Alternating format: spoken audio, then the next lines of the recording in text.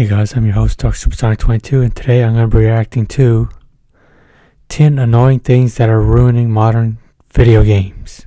Here we go.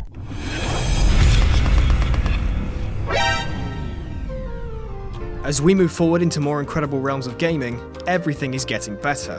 Graphics, storylines, prices, and profits. Even VR in the console market is starting to find a footing. However, digging deeper into the conventions of modern gaming unearths some inner demons. Questionable mechanics, bare-bones titles ready to be bloated with paywall DLC, and of course, microtransactions. Sometimes the industry take their consumer base for granted, treat us like fools. But we can see past your bugs, your glitches, your actions tainting the name of modern video games. I'm Rich from What Culture, and here are 10 annoying things that are ruining modern gaming. Number 10. Specialist vision modes. Assassin's Creed brought many good things to the table over the course of its run, but also brought us Eagle Vision, an X-ray-esque mechanic that allowed the player to differentiate between goodies and baddies from afar. Since then, it's been cropping up in other AAA titles such as The Last of Us, Hitman, Tomb Raider, Batman Arkham games, and even Far Cry Primal. Batman's inclusion at least makes sense since he's up to his nads in gadgets, but the others don't appear as justified. Used sparingly, the mechanic would be a welcome addition in the bleakest of times, but since you can use it whenever, it's as if the publisher has no faith in our ability to solve our own problems.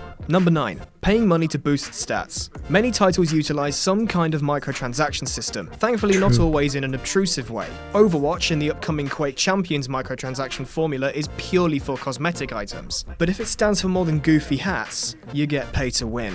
Call of Duty Black Ops 3 was the first COD title to introduce microtransactions in the form of cosmetics, weapon camos, and dabbing. But eventually, weapons were added into the mix. Now some of the most powerful weapons come from supply drops. Sure, you can grind and get the necessary currency, but it's a longer process in comparison to dropping a few real-life bucks on virtual items. Not everyone can or will spend real money on crates, further dividing those with the good weapons and those with the bad ones. Let's see how World War II's multiplayer fares. Number 8. Arrows telling you exactly where to go. Getting lost in Minecraft was a bitch. You had to get your bearings, keep exploring, and hope you find your way. Today, however, you can't get lost. You get a honking grey arrow pointing you in the right direction. In the case of Grand Theft Auto or Just Cause 3, having a GPS makes sense, but navigation being incorporated into something like the BioShock series was simply patronising.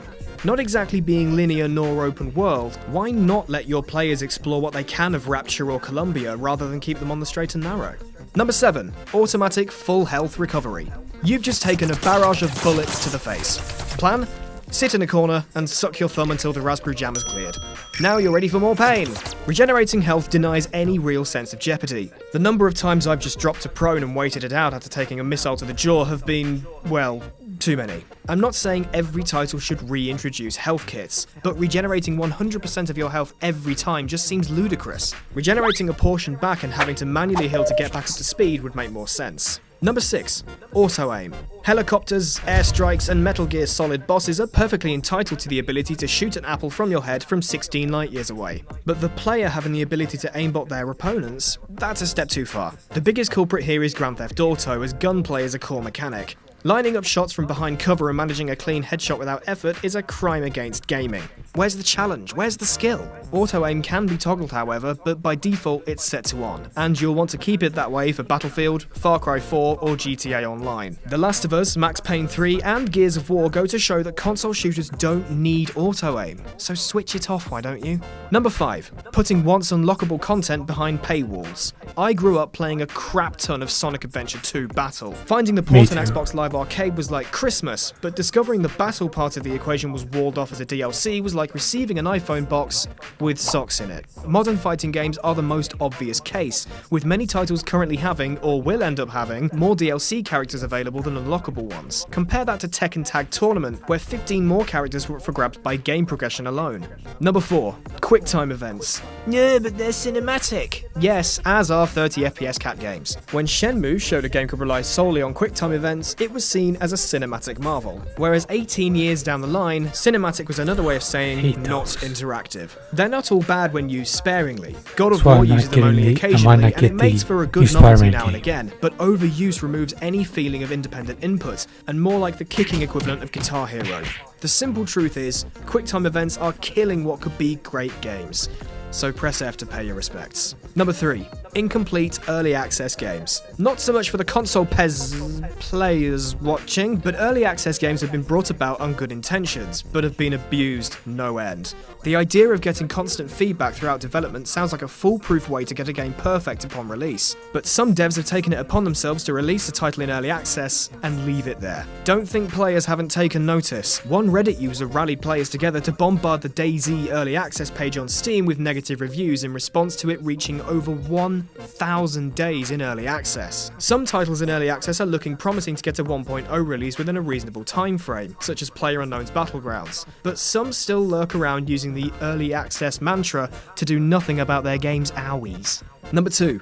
Publishers being afraid to take risks. Remasters are this generation's answer to exclusives, and it makes financial sense. Many games from previous generations hold up very well today, especially with a little facelift. It's safe and at a lower cost in comparison to creating a game from the ground up. But it's killing innovation and creativity on the AAA side. Sequel after remaster after reboot. The reluctance in offering original content is something one would assume would take a chunk out of profits.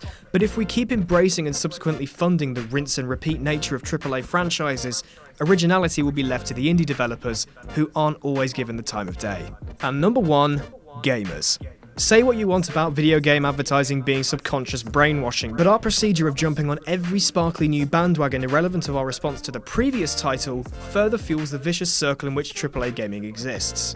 Didn't like Assassin's Creed Syndicate? No problem, wash your hands of the franchise. Wait, Egypt. Sign me up. We as gamers are a vocal yet inactive demographic. When did we last band together to boycott practices we all agree are not acceptable in our industry? Ubisoft's rinse and repeat, EA and Activision's fetish for paywalls and $1.29 loot boxes bullshit. Stand up and make your voices heard.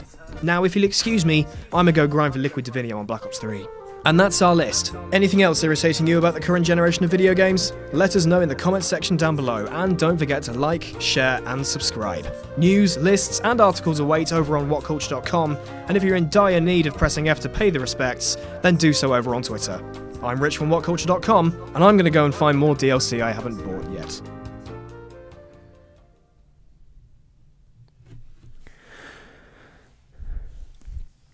Some of these I agree with, some of them don't.